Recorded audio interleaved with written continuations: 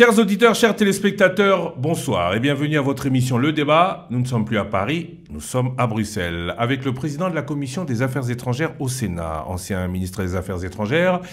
Il a été, Martin Fayoulou vous a cité il y a 2 jours à la Conférence nationale souveraine. Il a été, nous y étions tous présents, à Sun City. Monsieur Christophe Lutundula, bonsoir. Bonsoir. Merci d'accepter de répondre à nos questions. Alors, on va commencer directement par l'actualité brûlante de ces derniers jours.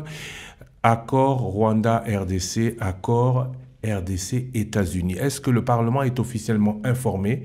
Vous êtes le président de la Commission des Affaires étrangères, en tout cas pour la Chambre haute, des propositions de projets d'accord, notamment dans le cas RDC-Rwanda, où nous ne l'apprenons que du chef de la diplomatie rwandaise, les 2 délégations ont déjà déposé leur projet au département d'État. Bon, disons qu'à ce stade, nous n'avons pas encore été saisis officiellement, et cela se comprend très bien, parce que vous savez que conformément à l'article 91 de la Constitution, c'est le gouvernement qui détermine la politique de la nation en concertation avec le président, qui l'exécute et qui en assume la responsabilité devant le Parlement. Et donc, nous n'intervenons pas en amont. Par ailleurs aussi, toujours la Constitution, l'article 213 dit que le président de la République négocie et ratifie les accords et traités.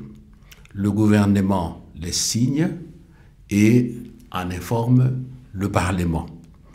Et donc, nous attendons que l'instrumentum principal, c'est-à-dire l'accord, soit conclu pour nous en saisir. Mais je dois nuancer aussi, et là je vous rejoins, cela ne nous empêche pas de questionner le gouvernement sur ce qui est en train de se faire.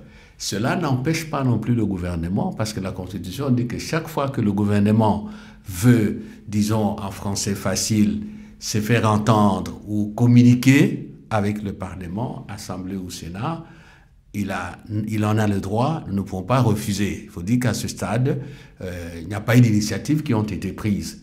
Mais certainement qu'aussitôt que ça sera fait, nous serons saisis.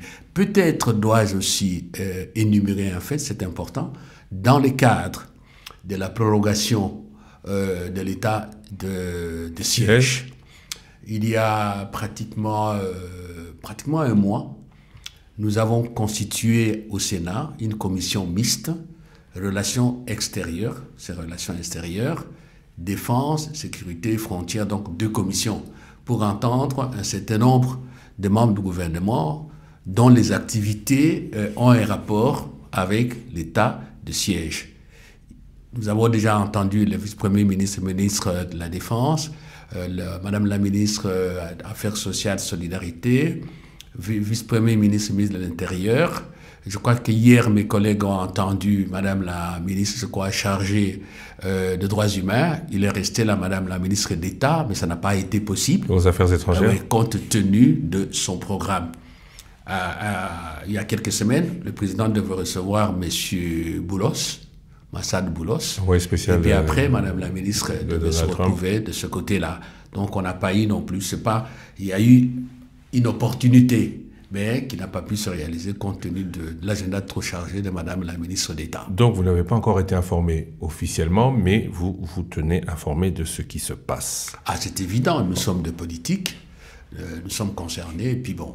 Uniquement parce que vous êtes concerné aux politiques ou parce que la loi dit que toute ratification d'accord doit passer sous le sein du Parlement? Oui, mais il faut faire la part des choses, hein. Et ça dépend de l'accord. Il y a l'article 214 détermine les types d'accords qui sont obligatoirement soumis à autorisation de ratification. Il peut se faire aussi que, bon, si on conclut un accord ou un traité, que les parties concluante, contractante. La RDC, un autre pays, décide que ce traité ou cet accord soit soumis à l'autorisation de ratification de la part du Parlement. Donc, pour faire court, si vous avez par exemple des accords qui concernent le règlement de conflits, c'est le cas ici, on va voir un peu ce qu'ils vont faire.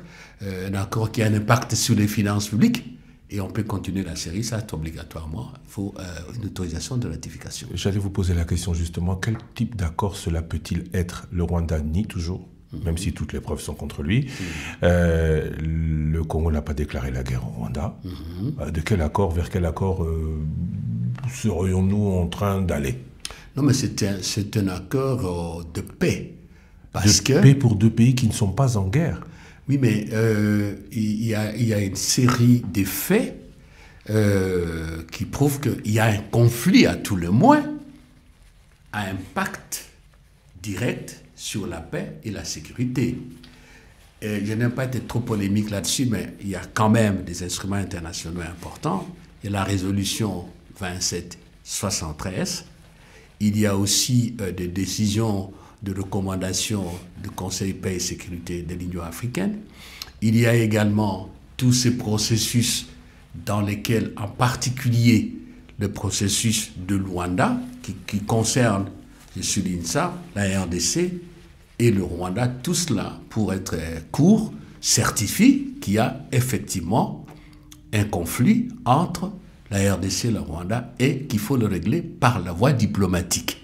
Ça, c'est pour le conflit RDC-Rwanda. Oui. Maintenant, pour l'accord RDC-Rwanda. Maintenant, pour l'accord États-Unis-RDC. Est-ce que, même question, vous êtes officiellement informé? Est-ce que proposition il y a? Attention, là, on parle des générations futures, on parle des minerais rares, on parle du capital de la République démocratique du Congo, que le gouvernement, encore qu'on se pose la question de savoir si le gouvernement est impliqué dedans, que la présidence de la République pourrait être amenée à gager seule. C'est bien. Merci beaucoup d'avoir abordé la question.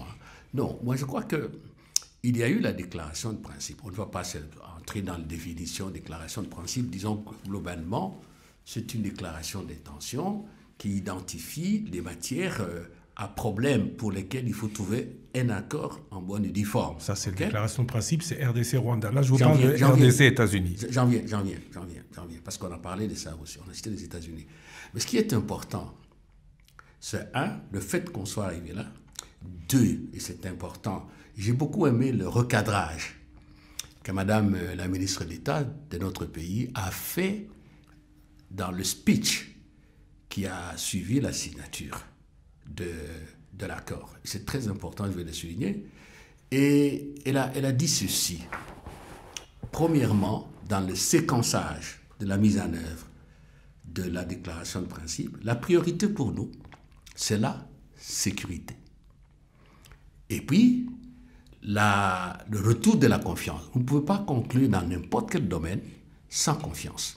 Et les problèmes de coopération viennent après. Je voudrais rappeler que lorsque nous avions commencé Luanda, nous avions une feuille de route. Vous étiez ministre des Affaires étrangères à ce moment-là, oui. Et c'est exactement ce qui était prévu dans cette feuille de route-là. On devait régler d'abord les questions de paix et de sécurité, plus évidemment la question de réfugiés, et puis après, toute une série de mesures de confiance. C'est au moment où la confiance est restaurée entre le Rwanda et la RDC qu'on peut parler des questions de coopération. Pas avant. Non, parce que bon, il faut être dans l'état d'esprit et avoir toutes les garanties qu'on est maintenant en droit, je dis même dans un état tel que on peut discuter affaires, pour parler affaires. Oui, mais cette confiance revient quand ils se retirent. J'en viens. Parce que c'est de leur chef que les troupes de la FCM 23 sont arrivées là où elles sont, quand elles se retirent, elles, et qu'on montre que les Rwandais n'y sont plus, ou quand la situation revient à la normale, ce qui impliquerait, au-delà du Rwanda, l'intervention de la FC ou l'acceptation par la FCM 23 d'un accord qui ne l'inclut pas. Attendez un peu là, Attention, ce que je vais dire. La question des États-Unis là, il faut retenir. Oui, bon, on va y revenir, mais c'est vous qui nous ramenez au Rwanda. Non. Nous avons toujours dit en RDC, sous l'autorité du président, qu'il faut créer les conditions objectives d'un dialogue constructif et d'un dialogue sincère qui nous permettrait de conclure pour que la situation se normalise. Ça a été toujours notre thèse. Avec le Rwanda. Avec le Rwanda. Oui. Vous voyez. Alors, je voudrais quand même avancer avec. Et Madame la ministre d'État a eu raison de souligner ça dans la séquençage. Elle a eu raison de dire aussi que nous restons ancrés dans la résolution 2773, particulièrement dans son volet retrait des troupes étrangères, troupes rwandaises, et cessation de tout soutien à un groupe armé en RDC. C'est très important. Elle a ajouté aussi, c'est vraiment bien à propos, et ça a toujours été la position de la RDC depuis le départ.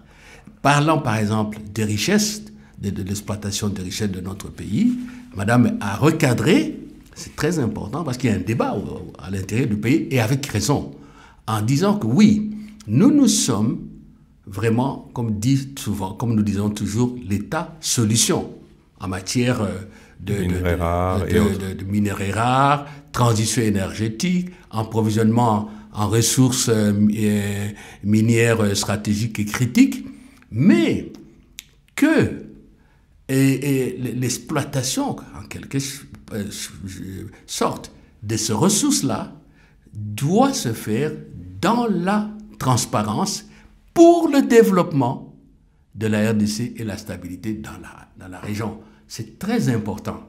C'est-à-dire que on doit admettre que nous sommes maîtres de nos ressources. Il y a des instruments internationaux, je crois, le protocole sur le droit économique et sociaux, je crois, qui reconnaît que chaque peuple a le droit d'utiliser, de jouir de ses ressources comme il le veut. Elle a recadré. Et elle a recadré aussi en insistant sur le fait que il faut des engagements vrais qu'on exécute avec redevabilité et mécanisme de contrôle. Je résume ça pour ne pas perdre de temps.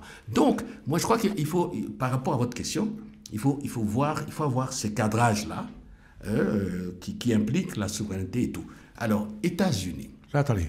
RDC Rwanda, vous avez parlé de climat de confiance. C'est vous qui nous ramenez là-dessus. Ce climat de confiance, il est réinstauré quand toutes les troupes rwandaises sont sorties et avec elles ont entraîné celles qu'elles ont sponsorisées dans leur épopée au Congo, AFC M23, qui ne sont pas partis à cet accord?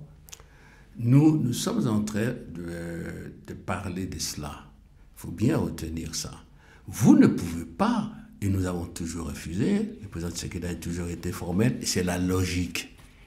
Vous ne pouvez pas passer aux questions économiques sans que, le Rwanda n'ait retiré ses troupes, sans que, nous n'ayons pour eux, parce que c'est dit dans la déclaration de principe que les deux pays ont des préoccupations sécuritaires, résolu le problème, c'est ce que moi j'appelle les résidus d'FDLR. C'est un élément de confiance. Et pour nous également, nous devrions aussi obtenir que le soutien au M23 cesse, ce qui suppose aussi que le M23 doit revenir, doit libérer les espaces qu'il occupe. Puisqu'il n'est pas parti à cet accord, sauf s'il arrive par lui-même à mener Attendez cette un peu guerre. là, il y a une coordination, là, parce qu'il y a plusieurs questions que vous posez. Si vous voyez bien, en fait, où est-ce qu'on se trouve maintenant? Vous voyez, Luanda est repris par les États-Unis. Rwanda, RDC. Nairobi est repris par Doha, sauf que jusque-là, vous n'avez que M23. Et on va y revenir. C'est-à-dire, les questions intérieures sont séparées avec des questions de relations bilatérales. Doha, c'est l'interne, Washington, c'est l'international. Oui, c'est comme ça se présente aujourd'hui. Comme ça se présente aujourd'hui. Vous voyez, peut-être que ce qu'il faut dire aussi, comme le président Tshisekedi l'a toujours dit, si vous voulez débloquer, il faut qu'il parle avec Kagame, avec le président Kagame. C'est ce qui s'est passé. Et maintenant, là, En fait, l'M23 entre dans l'interne. Et M. Kagame, le Rwanda et nous restons dans l'externe. Je sais que, bon, on peut commenter, mais je donne schématiquement pour qu'on se comprenne. Et je me réjouis de voir que il y a un effort qui est fait des deux côtés pour établir un lien, pour que tout s'intègre. Et c'est pour cela qu'il y a eu à Doha, il y a quelques jours, je crois le 28 avril, si je ne me trompe pas. Un balai diplomatique. Oui, où vous trouvez autour de la table les États-Unis, la France, le Togo, pour le compte de l'Union africaine, le Rwanda, la RDC et le Qatar. Et c'est pour cela aussi que vous remarquez que le président Obasanjo, qui a été désigné par l'EAC et la SADC, est dans la danse. Non seulement physiquement, on l'a vu à la signature, mais il fait un balai pour contacter les Congolais, je dirais certaines personnalités congolaises et notre chef de l'État pour promouvoir la dynamique interne. Alors revenons sur les États-Unis. Maintenant, il y a des questions qui se posent. Que se pose le Congolais? Ils ont raison. Notre pays est exploité depuis des années, il y a 30 ans, mais bien avant. Et moi qui vous parle, vous savez que nous avons eu à présider une commission, dite commission de Tundula, après Sun City, qui a traité de la question. Le rapport existe. Nous avons une opportunité que nous devons exploiter au maximum et avec beaucoup d'intelligence. Je vous ai dit, il y a quelques années à New York, répondant à une question de Thierry Kamboundi, je crois, quand vous m'avez voulu savoir quels sont nos atouts qui peuvent nous donner l'espoir de gagner, je vous ai dit, il y a d'abord le patriotisme de Congolais, il faut mobiliser, et il y a nos ressources naturelles pour autant qu'on sache les négocier. Je crois qu'on est arrivé à ce que je disais. Alors, si la présence américaine vient pour construire un binôme vertical, ça pose problème. Qu'est-ce que je veux dire par un binôme vertical?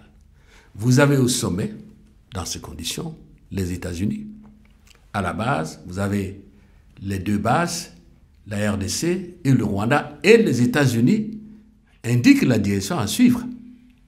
Là, ça ne peut pas se faire. Vous comprenez? Il faut, à la limite, on peut accepter un binôme horizontal. C'est-à-dire que vous avez les États-Unis par rapport à l'accord de paix comme un des garants de bonne fin de l'accord de paix.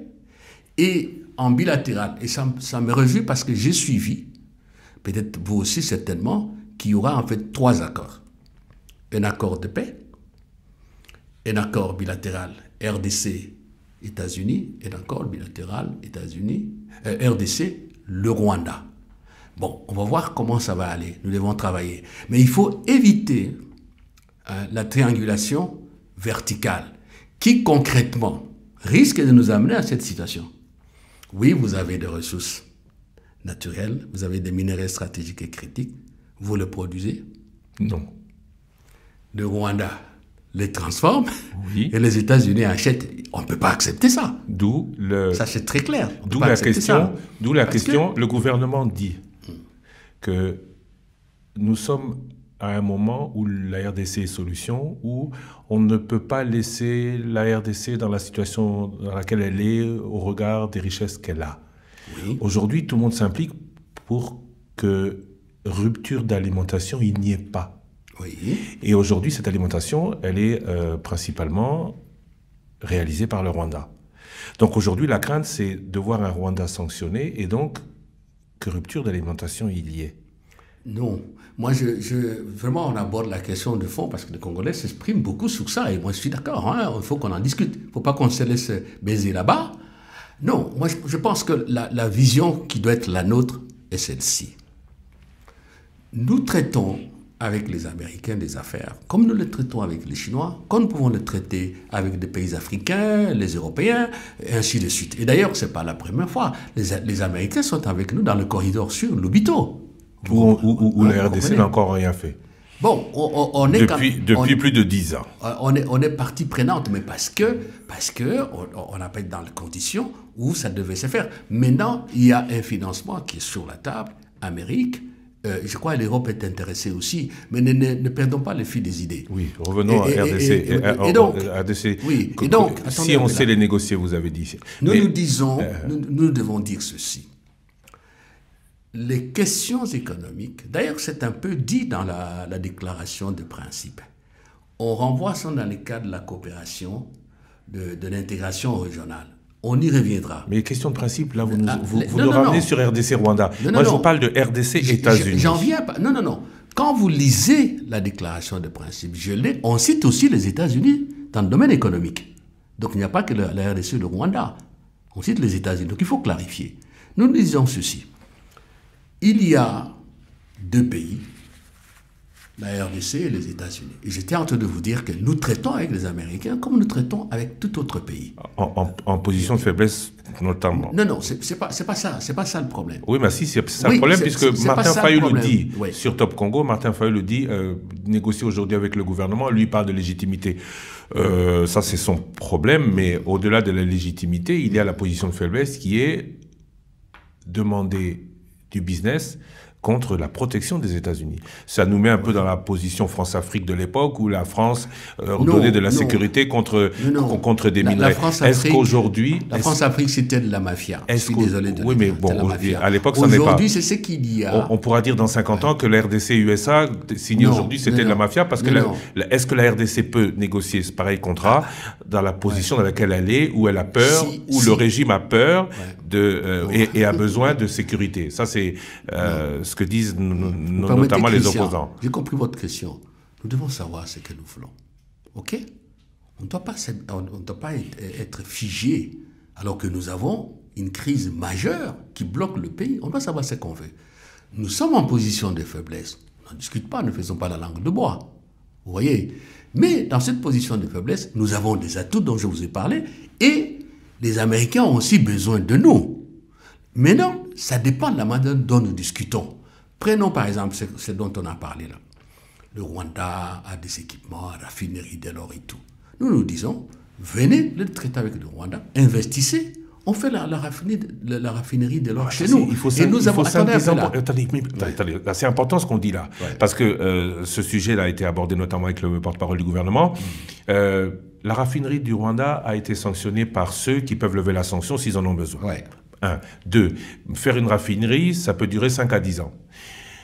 Non, c'est l'exemple que j'ai pris. Oui, mais c'est l'exemple qu'on va utiliser. C'est un bon exemple. Oui. Le temps que l'on fasse les équipements sous investissement de ceux qui ont déjà investi chez le Rwanda parce que ça semble plus stable, rupture d'alimentation, il y aura.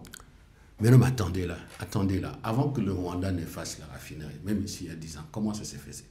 Oui, mais... Est-ce que le monde extérieur n'achète pas l'or congolais? La question, mais pas comme elle le fait maintenant. Oui. Elle a évolué, ce monde, il a évolué dans son exploitation, parce qu'il faut dire que cette guerre, c'est une guerre d'exploitation. Et aujourd'hui, va-t-il accepter de revenir en arrière le temps que la RDC se dote des instruments? Si je vous dis ça, c'est pas qu'on revient à il y a 10, 15, 20 ans. Je dis encore une fois, ça dépend de la manière dont nous allons négocier avec les Américains. L'or, le coltan, le cobalt, tout ça, vous en avez. Nous en avons. Est-ce que ce que nous vendons à la Chine, ça passe par le Rwanda? Est-ce que ce que nous vendons à la Chine... Ça passe par le Rwanda?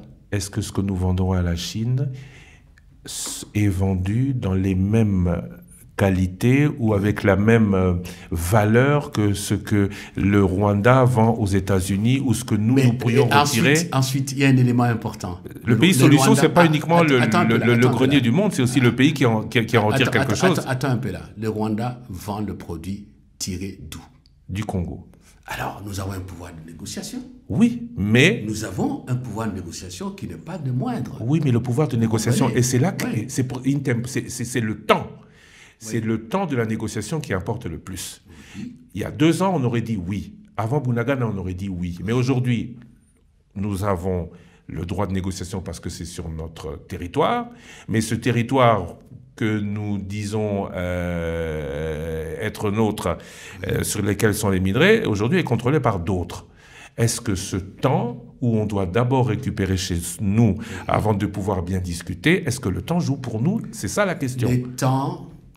Les temps, oui, mais nous devons faire en sorte qu'avec ces temps qui ne jouent pas pour nous, nous n'aliénions pas notre patrimoine national.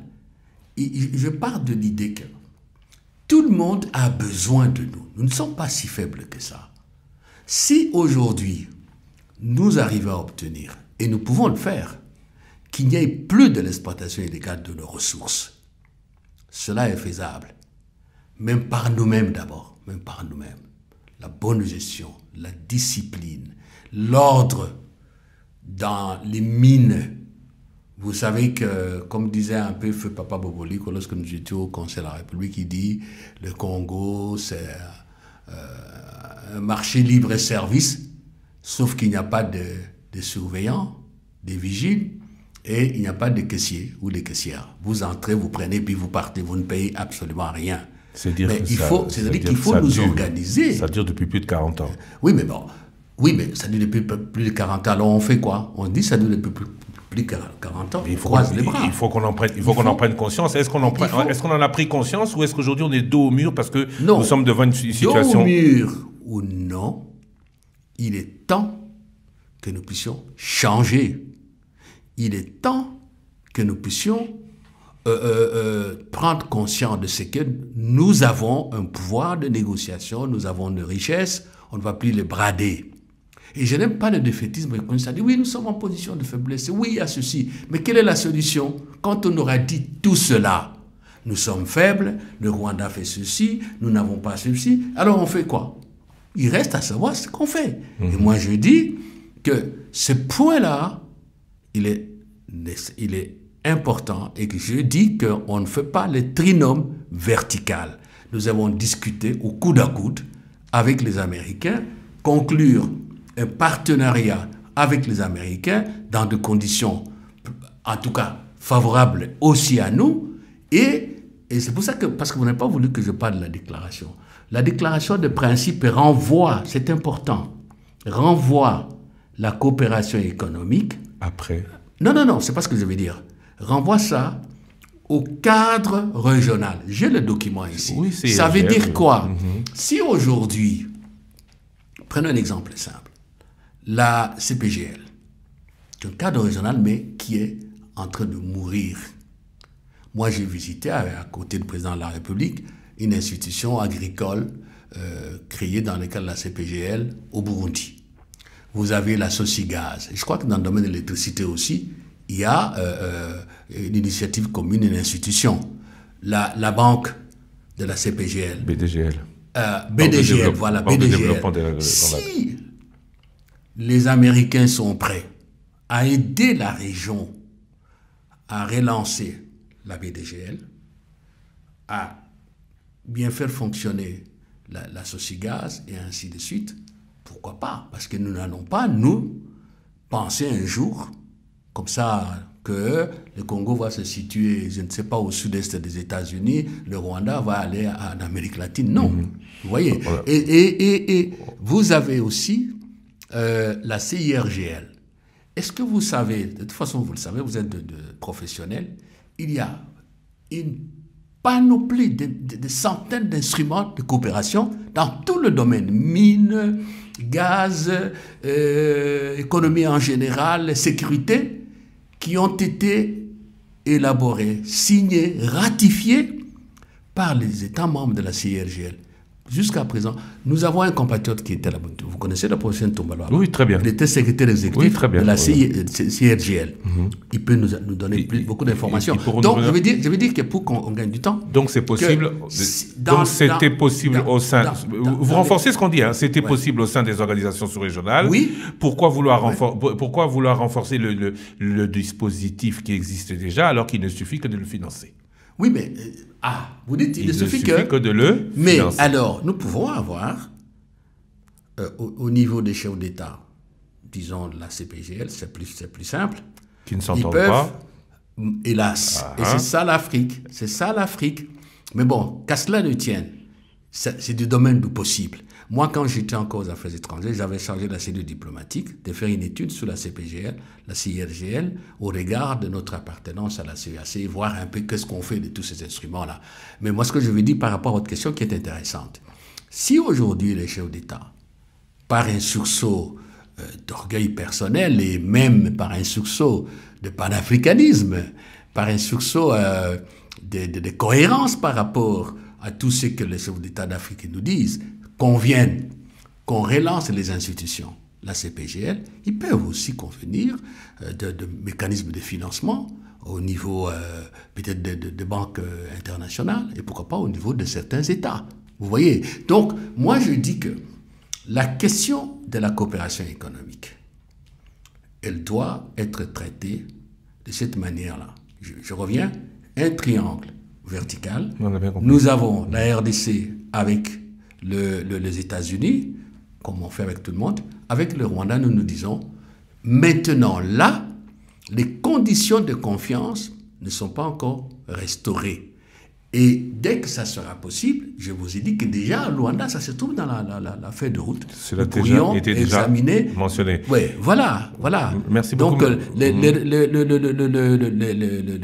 peurs de nos compatriotes sont les nôtres, sont justifiées, mais je considère ça comme des alertes et un appel à la vigilance dans les négociations. Accord RDC-Rwanda, pas forcément de ratification nécessaire par le Parlement. Mais il y a au moins, attendez un peu là, il faut quand même passer cette technique, il y a au moins une obligation d'information qui nous permet aussi de discuter avec le gouvernement. Si ça ne marche pas, nous, on le dit que ça ne marche pas, hein, parce que nous avons un pouvoir de contrôle.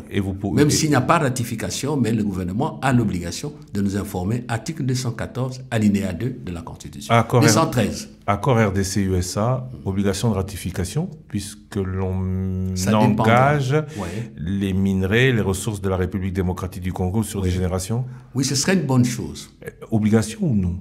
Bon, moi, personnellement, parce que ça affecte les finances publiques. Donc nous sommes dans le prescrit de l'article 214 de la Constitution. Il faut que ça passe et que nous puissions autoriser, comme on le fait d'ailleurs, mais je m'excuse l'expression, les simples accords de prêt. Quand on a un prêt de la Banque mondiale, de la BAD et tout, on fait la ratification. Donc là, c'est vraiment, il faut que ça passe à la ratification. Et j'aurais souhaité que dans quelques jours, nous puissions demander quand même, parce que ça ne sera pas signé maintenant. Et c'est très important ce dont nous parlons maintenant. Il est absolument nécessaire, parce que maintenant on a déposé des projets, d'après ce que les médias nous disent, il est absolument nécessaire que le gouvernement vienne nous donner l'économie de discussions en cours. Et moi j'ai toujours été d'ailleurs, même quand j'étais à l'Assemblée nationale, j'ai toujours dit que lorsqu'on négocie des accords d'une telle importance comme ce qu'on est en train de faire là, pour la vie du pays. On ne peut pas les négocier en catimini comme ça là, semble être le cas. Il faut tout faire. On ne va pas demander aux parlementaires d'être associés aux négociations, on sera jugé parti. Mais la communication doit se faire et en amont et en aval. C'est important. Mais vous pourriez aussi, si vous n'êtes pas associé, et donc ne pas être d'accord avec ce qui est dit, empêcher cette ratification ou ne pas le ratifier et faire en sorte que les relations entre les deux pays ne soient pas à l'avantage de ce vers quoi court absolument la RDC aujourd'hui qui a besoin d'appui dans cette guerre? Qu'est-ce que vous voulez dire concrètement là? Ça veut dire le RDC-USA, c'est des minerais contre la sécurité. C'est une négociation qui se fait, vous n'êtes pas associé.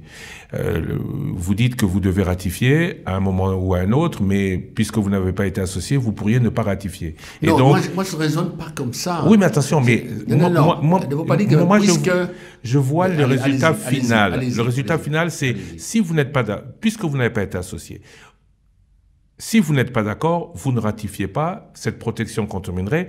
À terme, le gouvernement ne l'aura pas. Oui, attendez là. Non, il faut savoir comment vous libérer. Si vous dites, puisque nous ne sommes pas associés, ce n'est pas rationnel. Moi, je préfère dire, si nous estimons que les clauses de l'accord ne sont pas bonnes, parce que vous n'avez pas été associé d'abord. Non, c'est pas parce que... Ça sous-entend. Non. Parce que si vous avez été associé, vous auriez donné un texte plus consensuel, non, plus proche des attentes du Parlement. La nuance vaut sa peine. Parce que moi, je ne voudrais pas que ça soit présenté comme un geste machinal que l'on fait comme ça, ou bien on rejette par rancœur. Non, non, non, la République, c'est pas ça. Nous pouvons avoir été associés, disons comme ça. C'est-à-dire que, bon, madame la ministre d'État, monsieur le ministre, le vice-premier ministre à l'économie, le ministre des Finances, en tout cas tous les ministres qui sont concernés, peuvent venir en information, comme nous pouvons les auditionner pour nous dire voici à ce stade, là où nous en sommes, et ainsi de suite. Et ça se conclut. Si à la ratification, il appert qu'à un moment donné, la philosophie que nous avons partagée n'a pas été transcrite dans l'instrumentum, ou que certains éléments sont apparus dans l'entretemps et que cet accord pose problème, nous allons demander au gouvernement de le renégocier. Et c'est comme ça la vie internationale. Si vous dites, encore une fois, nous sommes en position de faiblesse, on avale n'importe quelle couleuvre, ça n'avance pas. Oui, je vais vous donner un cas. À l'époque de Mme Albright, secrétaire d'État américain. Sous Laurent Désiré Kabila. Oui, il y a eu des discussions sur le plan commercial, je crois, avec le Vietnam. Le Vietnam a dit non, nous on n'acceptait pas ça. Le gouvernement l'avait accepté. Ouais. Et Albright a été obligé de se déplacer des États-Unis pour aller expliquer aux Vietnamiens. Oui. Vous pensez que la RDC, vous avez parlé tout à l'heure de geste machinal, parce qu'on n'est pas associé, on ne le fera pas. Est-ce que vous pensez que le gouvernement ou le Parlement, Sénat, Assemblée nationale, pourrait être ce contrepoids qu'on attend de lui, si jamais le gouvernement ne fait pas ce qu'il faut, sachant que ce Parlement, il est à plus de 90% union sacrée? Non, attendez. Un Parlement a toujours une majorité. OK? Mais nous avons d'abord notre contrat, les mandats parlementaires. C'est un contrat avec la population. Et deux, ça peut être très banal, mais nous sommes concernés. Nous sommes concernés comme citoyens de la République et comme agents publics. Trois, la Constitution nous en donne tous les pouvoirs. C'est une question de responsabilité majeure dans l'exécution de notre mandat. Et sur le plan de principe, ça peut se faire. C'est ouvert dans les textes.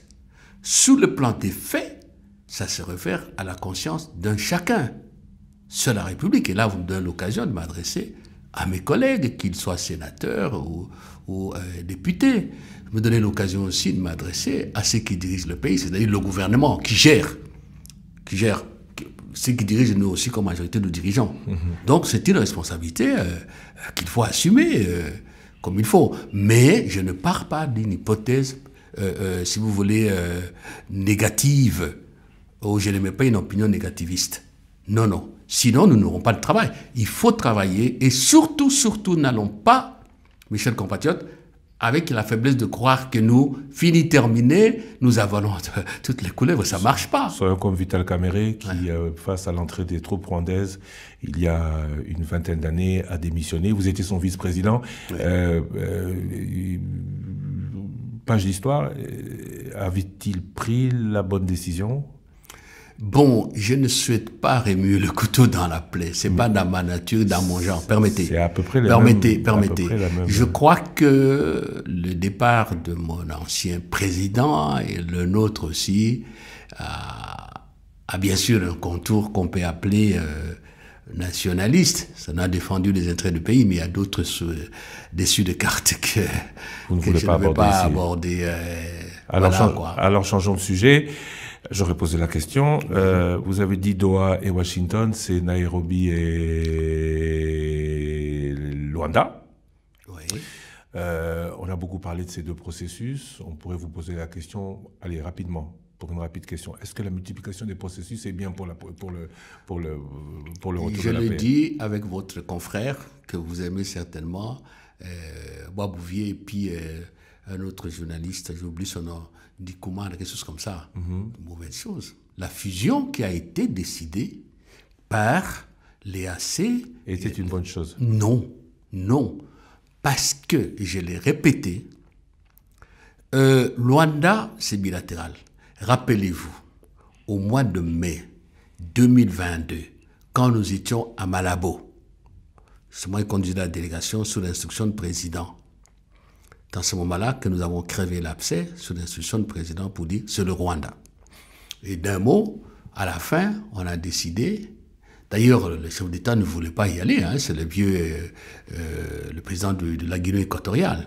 Qui a dit, mais comment le ministre des Affaires étrangères de la RDC nous parle d'un problème d'actualité. Les gens sont en train de mourir. Comment nous allons partir en disant c'est une session extraordinaire, on n'aborde pas des questions qui n'ont pas été inscrites à l'ordre du jour. Bon, finalement, on a dit, bon, subsidiarité, qui veut que lorsqu'il y a un conflit qui intervient dans une communauté, dans une région, c'est l'institution communautaire qui s'en occupe. CIRGL, le président Lorenzo qui présidait, vous-même président de la CIRGL, vous prenez le dossier pour maintenir le dialogue entre la RDC et le Rwanda afin d'éviter leurs différends. C'est clair. D'où processus de Luanda. Attendez un peu là. Parce que le problème, c'est le temps aussi. On ne pourra pas s'éterniser longtemps. Non. Et on ne pourra pas aborder d'autres sujets aussi importants. Et Nairobi, c'était à l'interne. Oui. Donc, fusionner, je le dis, signifie que ça devient la même chose.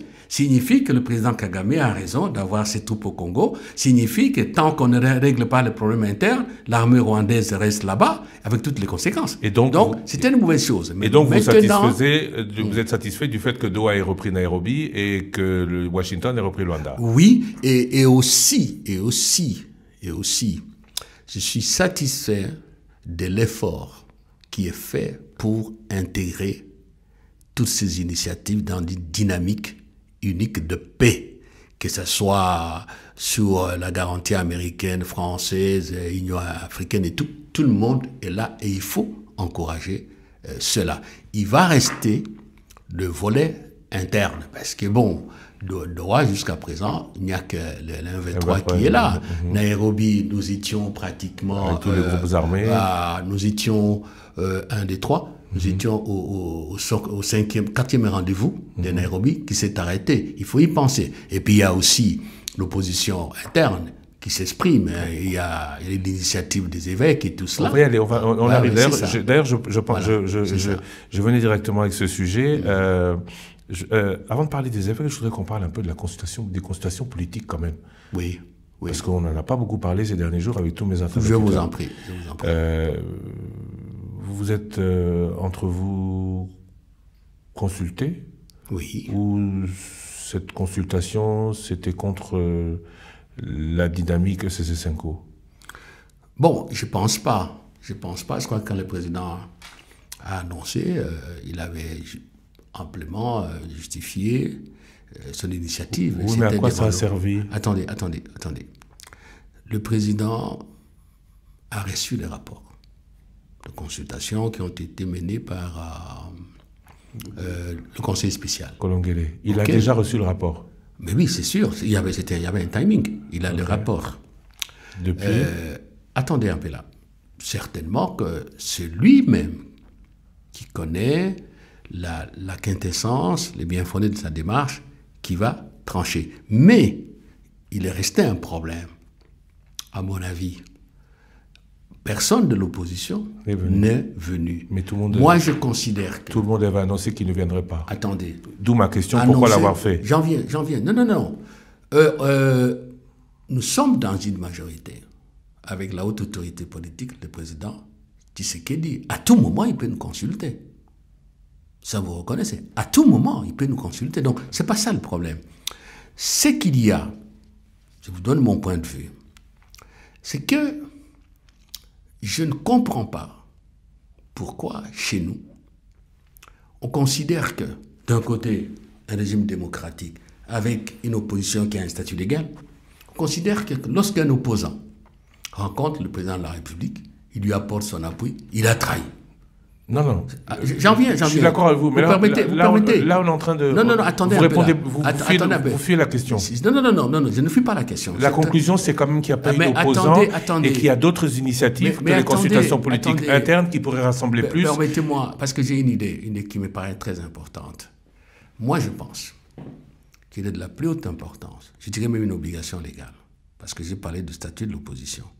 Il est dit dans la loi que l'opposition a le droit d'être informée sur la manière dont le pays est géré j'allais dire, sur les grandes questions principales de la vie nationale. Ça, c'est le principe. Et j'en viens, il a dit aussi que l'opposition a le droit d'émettre son point de vue. Moi, je pense qu'il est important que le président, en dehors des consultations coloniales, reçoive le leader de l'opposition de la manière la plus solennelle et qu'il attende leur point de vue en dehors du processus dont nous allons parler tout de suite là. Parce que c'est la loi. Oui, mais vous allez reconnaître que depuis 7 ans, le président Tshisekedi ne l'a pas fait. Mais le président Tshisekedi a toujours dit, dès son arrivée au pouvoir, qu'il veut avoir une opposition responsable, une opposition avec laquelle il va traiter. Le jour de sa prestation de serment, ses deuxième mandat, il est revenu sur ça, je ne mens pas.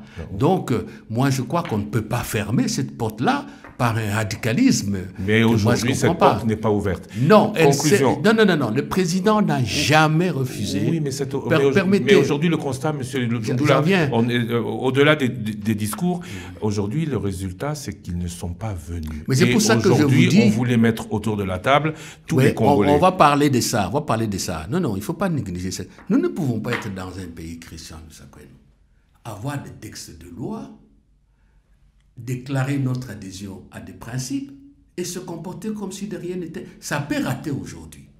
Mais moi, je pense qu'il n'est pas tard et qu'on enlève dans nos têtes le fait que rencontrer un président parce qu'on ne l'aime pas, parce qu'on n'a pas soutenu, c'est une trahison. C'est un devoir constitutionnel. Non, constitutionnel légal. Non, on est d'accord. Ceci dit, passons. Ça, c'est l'éducation politique. Les gens mettront le temps à s'y faire.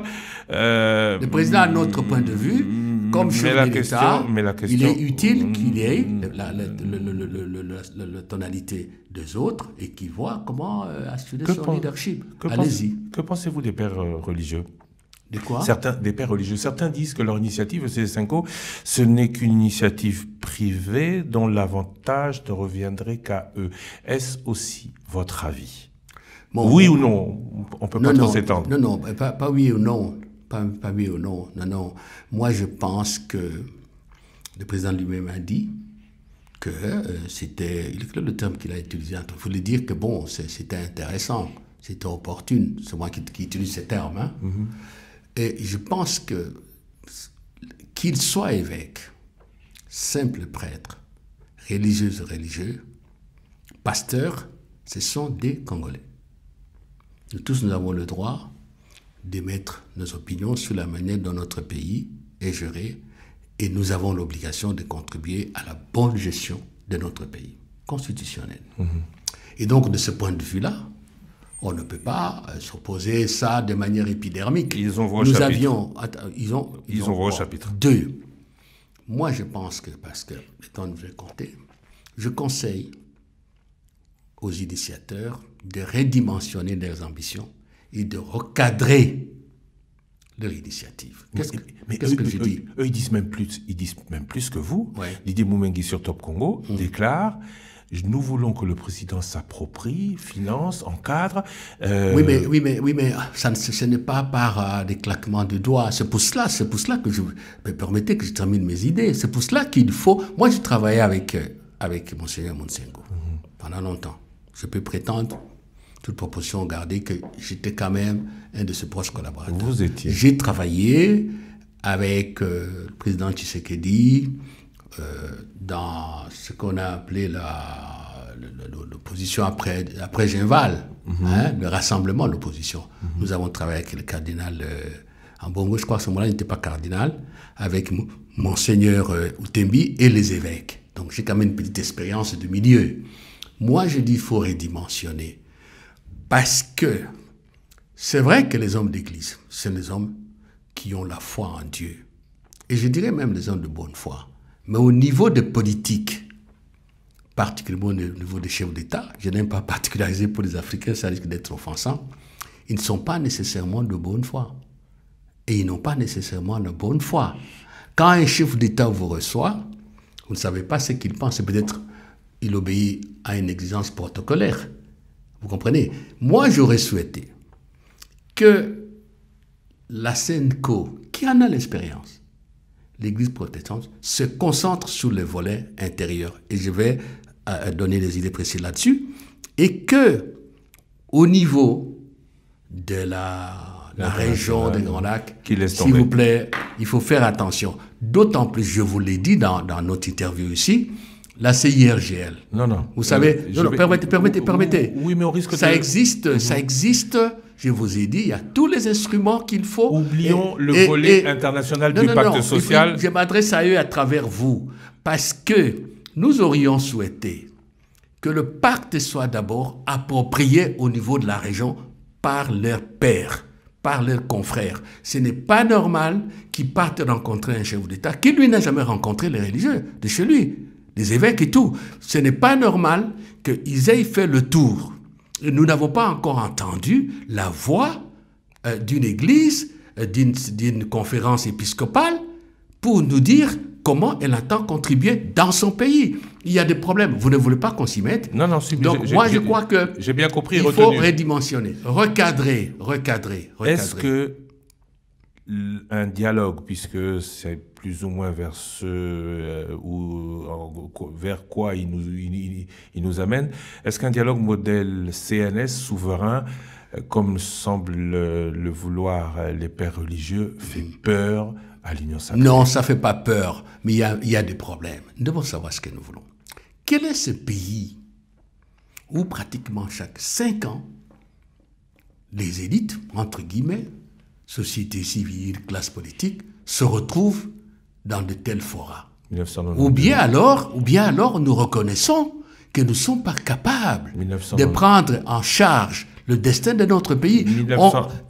Permettez. Non, mais je vais vous aider. Oui. 1992, 2002, il y a eu après tous les accords avec les M23 et on arrive à 2025 où 30 ans ou presque 40 ans plus tard, Christophe Lutundula, qui est en face de moi, qui a participé à tout ça, qui a travaillé avec le président Mobutu, qui a travaillé avec Non, je n'ai pas travaillé avec le président Mobutu, attention. Vous étiez UDI ou proche de M. Kengo? Oui, mais ça n'est pas dit que je n'ai jamais travaillé avec le président Mobutu. D'accord. Non. Vous étiez avec le président Laurent Désiré Kabila, avec le président Joseph Kabila. Non, le président Laurent Désiré Kabila, je n'ai pas travaillé avec lui non plus. Vous étiez très... Le premier chef d'État qui travaillait avec moi... C'est Joseph Kabila. Non. J'étais de la majorité présidentielle, mais travailler avec le chef comme collaborateur ou proche, non. Le premier, c'est Tshisekedi. D'accord. Mais tous les 4 pouvoirs, vous les avez connus. Oui. Dans toutes les négociations, ou de toutes les négociations, presque vous avez été de manière...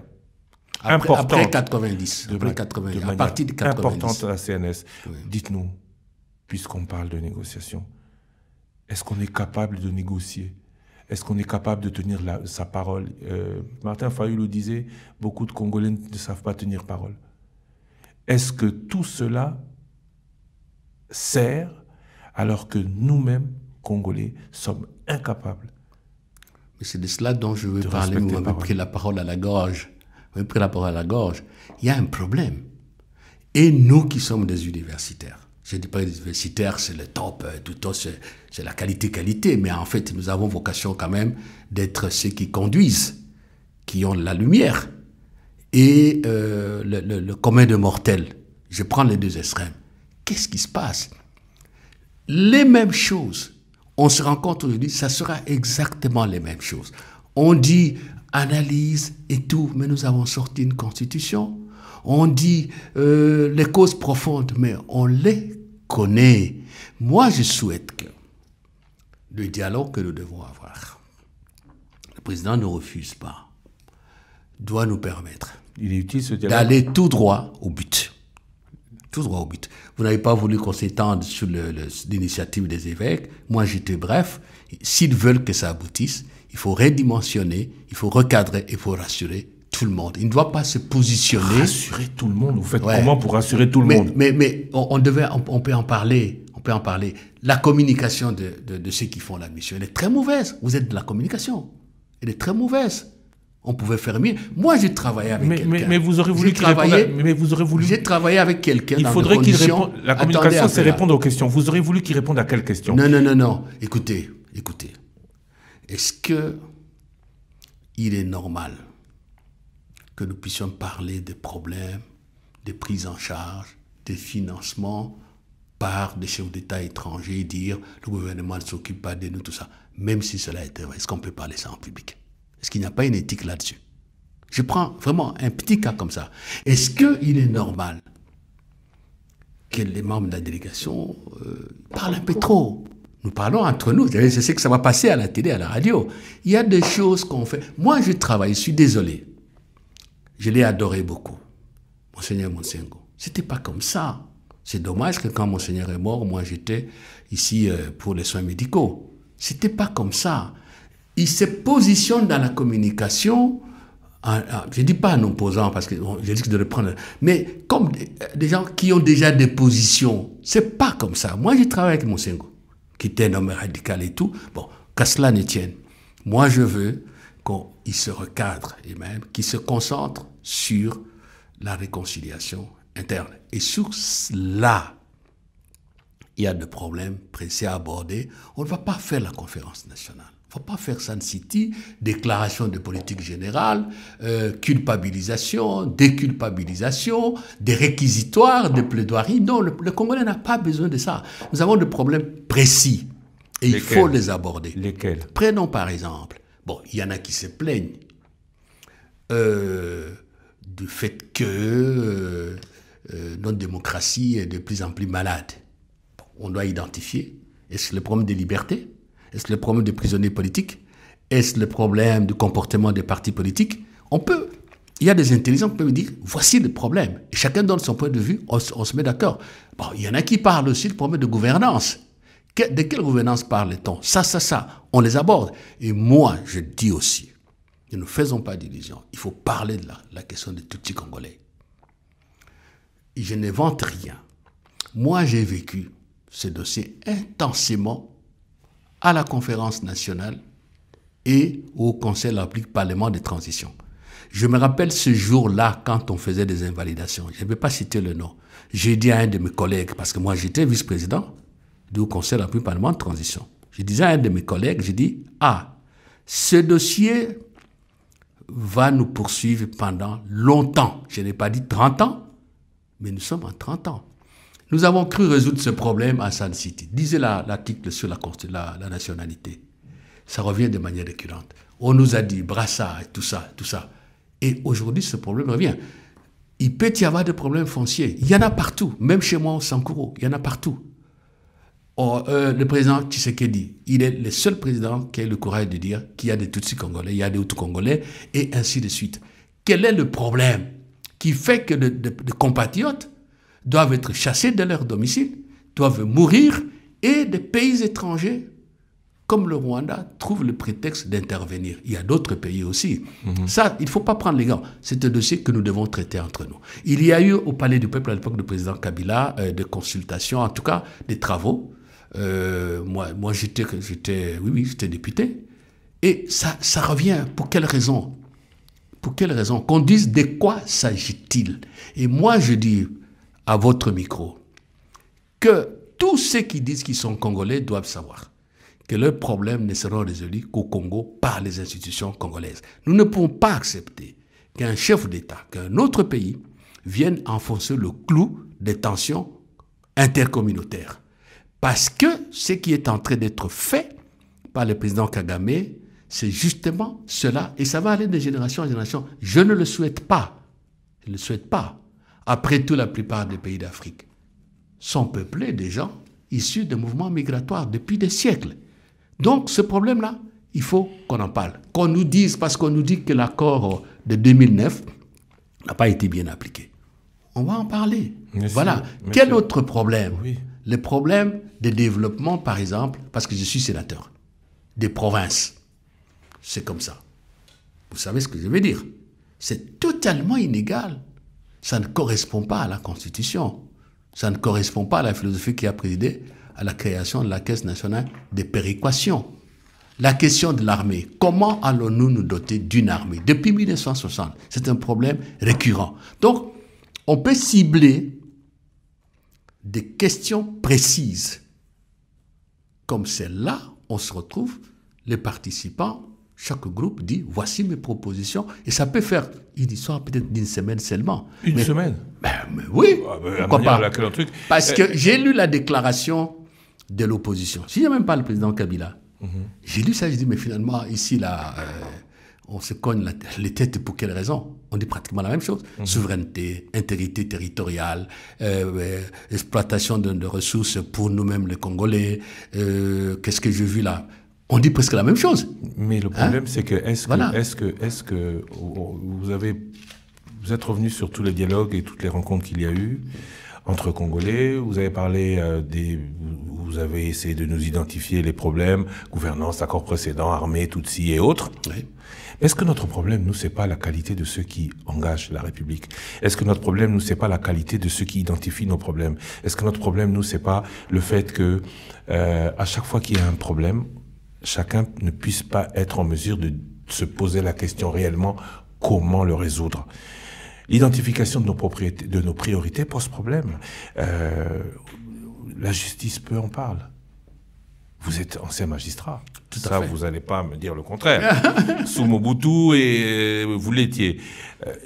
Mais surtout, le mieux-être de Congolais, le modèle de gouvernance, qu'est-ce qui marchait du temps des Belges qui ne peut pas marcher chez nous?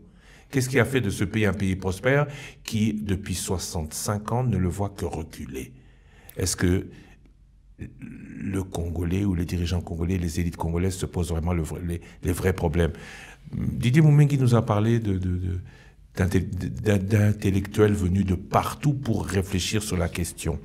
Mais est-ce que vous ne pensez pas, vous, qui avez participé à toutes ces grandes échéances, que le problème au-delà de ces étrangers qui viennent profiter de notre non-organisation et qui organisent nos divisions, c'est surtout le fait que nous ne nous trouvons pas avec les meilleurs politiques quand il s'agit de parler de nous? Bon, qu'est-ce que le président Keng vous a répondu dans l'interview que vous avez faite avec lui sur la question? Vous avez regardé Mémoire avec beaucoup d'attention, je le vois. C'est nous, mais le président Kengo a été Premier ministre quand il était aux affaires. On peut le renvoyer, on peut lui renvoyer la question. Hein. Non, c'est pas ça mon problème. La phrase qu'il a dit, c'est l'homme. Et tout à l'heure, lorsque j'ai parlé, je vous ai dit que je suis en train de me poser des questions et ça me fait mal. Parce que vous avez rappelé les forats, les rencontres auxquelles j'ai participé. Toutes les questions ont été abordées. Toutes les questions. Et pourquoi ça ne marche pas? Parce que quand il y a de l'argent qui entre, a dit un ancien ministre des Finances, on se le partage. Non. C'est ça le problème. Non, ça, ce sont des faits que vous racontez. Vous avez posé une question de fond. Ça, ce sont des faits, il y en a beaucoup. Et moi, je crois que nous n'avons pas encore eu une élite dirigeante, qu'elle soit de la société civile, de la classe politique. Parce que souvent, on a la facilité de diaboliser, d'incriminer les politiques. Oui, évidemment, parce que ce sont des gens qui vous disent qu'ils sont au service de tout le monde. C'est ça la vocation de politique. Mais si je combine mon expérience, même à l'extérieur, ce que j'ai vu dans d'autres pays, mon expérience de député élu de l'intérieur, quelqu'un qui a grandi à l'intérieur, il y a quand même des problèmes. La question de l'exemplarité. Question de l'exemplarité. J'ai dit bien, société civile et classe politique. On peut parler longtemps, donner des cas, mais il ne faut pas qu'on donne l'impression qu'on fait des procès des gens comme si nous-mêmes, nous étions de beauté sans tache. Nous étions de beauté sans tache, non. Donc ça, c'est un problème. La question de l'exemplarité, le modèle des dirigeants politiques et sociaux. C'est ça le problème. Vous allez conclure demain, après-demain. Ça va faire combien de temps? Et même ce qu'on nous reproche à l'extérieur, c'est quoi? Ça ne date pas d'aujourd'hui. Avec eux, vous travaillez, ils sont bien, ils parlent français, ils parlent anglais, ils parlent espagnol et tout. Des diplômes, je ne sais pas où. Mais quand vous parlez avec lui, vous traitez, ça s'arrête quelque part. Donc c'est une interpellation forte. Vous pouvez être dégoûté. Vous êtes dégoûté, je dis, bon, alors ça ne vaut pas la peine. Non, il ne faut pas croiser.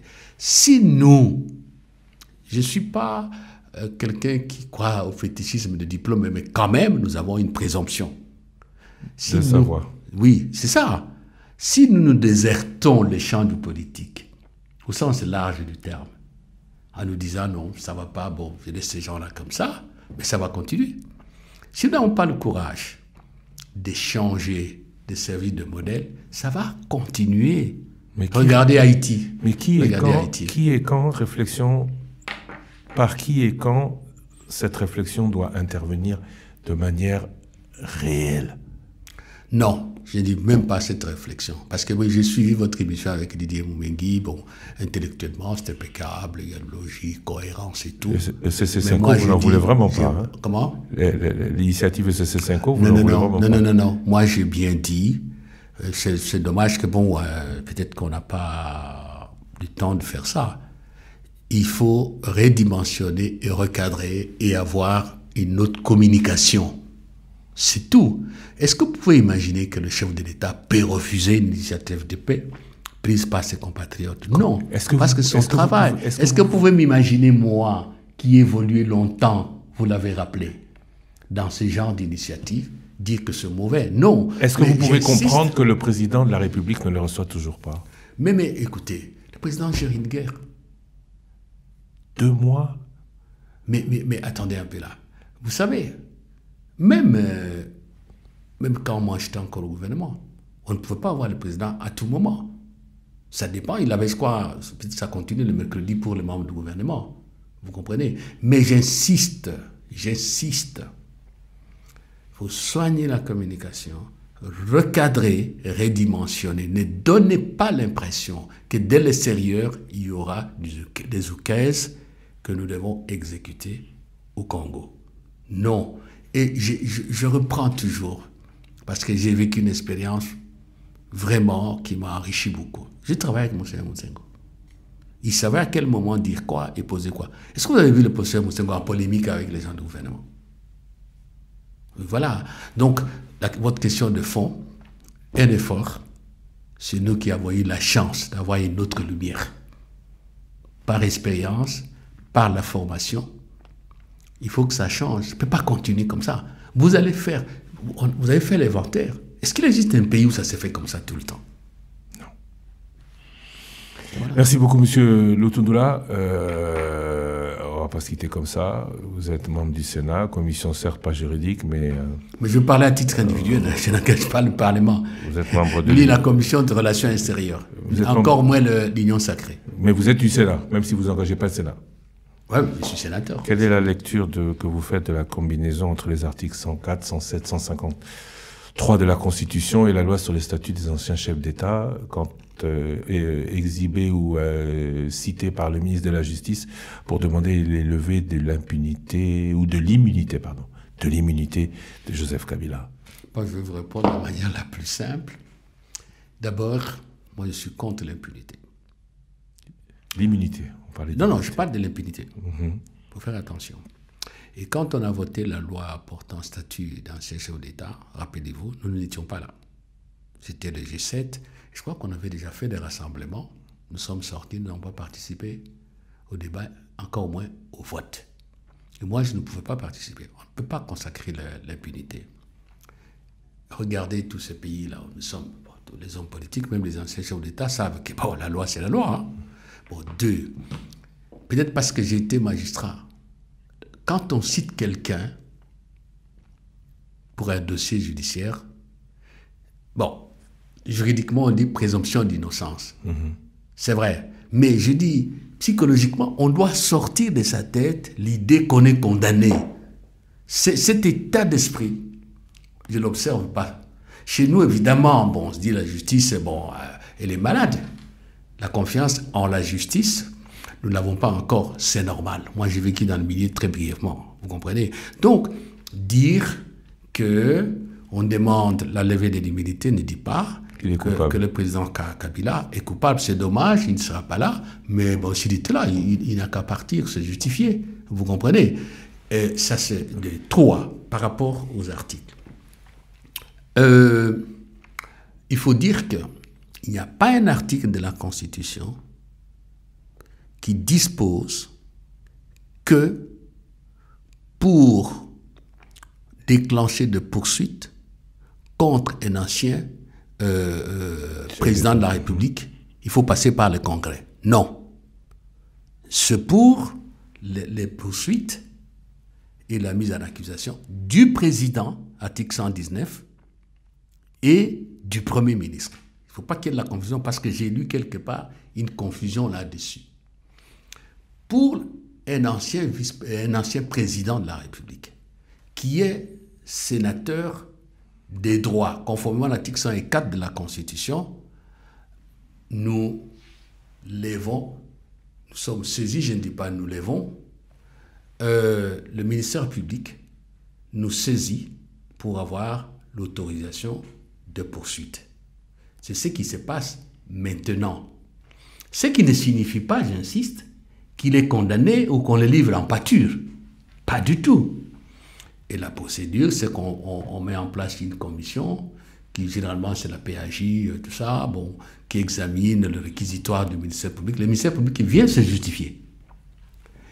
Et là aussi, il faut préciser que le refus de l'autorisation peut se faire, mais la portée de l'article 107 est la suivante. La Chambre saisie vérifie si les faits ont, oui ou non, une relation avec les mandats du parlementaire. Parce qu'il est dit que, l'article 107 alinéa 1er, je crois, qu'on ne peut ni poursuivre, ni rechercher, ni arrêter, ni tout ce que vous voulez, un parlementaire, pour l'opinion ou le vote émis dans l'exercice de son mandat. Là, c'est l'immunité et l'inviolabilité totale. Donc, quand on est saisi, on ne se prononce pas sur les faits, si c'est vrai, c'est faux, c'est condamnable. On dit, ah, est-ce qu'on poursuit notre collègue Lusakweno parce qu'il a voté ça, parce qu'il a émis une opinion à la tribune ou dans une rencontre parlementaire. Donc ça doit être clair.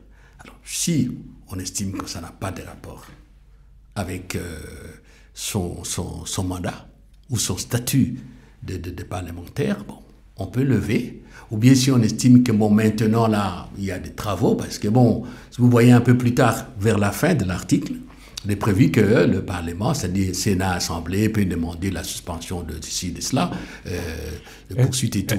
Donc, aujourd'hui, là, n'ayons pas d'autres types d'appréhension. Peut-être parce que je suis juriste, je suis passé par la magistrature. Moi, je n'ai vraiment... Est-ce qu'aujourd'hui... aucune inquiétude, c'est pas moi, là, aucun autre sentiment. Est-ce qu'au moment où on cherche la cohésion nationale, commencer pareille procédure judiciaire contre l'ancien président est de bonne augure?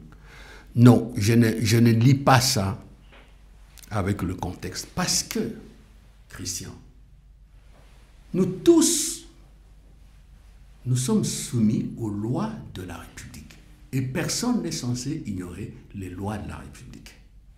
Si nous nous trouvons dans la posture où on dit, parce que nous sommes dans telle situation, vous pouvez commettre ou être présumé auteur, complice, co-auteur d'une infraction, donc on laisse, ce n'est pas l'état de droit. L'état de droit, et là je vous rends compte, c'est qu'il y a des procédures transparentes et justes. C'est ce qui est important. Ensuite, moi je ne comprends pas encore une fois chez nous. J'ai entendu les gens dire, je crois que c'est Didier Moumengi qui a dit que bon, le président Tshisekedi doit rencontrer le président Kabila, ils doivent se parler. Moi je n'ai jamais été d'accord avec ça. Parce qu'à l'époque du président Mobutu, on disait que Mobutu se rencontre avec Tshisekedi. Non, notre destin, il n'y a pas de gens qui ont le droit de gérer notre destin comme ils veulent. Vous comprenez? Nous sommes citoyens comme tout le monde. Donc on ne peut pas subordonner mon avenir, votre avenir et ceux de nos enfants et tout à une rencontre, à la volonté de deux personnes. Non, le président Tshisekedi est chef de l'État. Il assume ses fonctions. Le président Kabila, il l'a été, maintenant il est comme vous et moi. Nous assumons nos responsabilités. Il ne faut pas nous dire, il faut que le président Tshisekedi rencontre. Non, non, non, c'est quelle démission ça, non. Et voilà. Donc moi je considère que laissons la procédure, il n'y a pas d'état d'âme à avoir. Ce que vous dites, si aujourd'hui, demain ou après-demain, c'est permis, on dit, allez, on se salue, arrêtez ce que vous faites, c'est pas bon, amnistie ou bien, c'est bon. Mais on ne peut pas a priori dire que parce qu'il y a ça, tel peut faire ça, tel peut faire ça. La justice, vous croisez les bras. Non, le ministre d'État, évidemment, il a fait sa publicité, il a fait son travail. Il a fait son travail.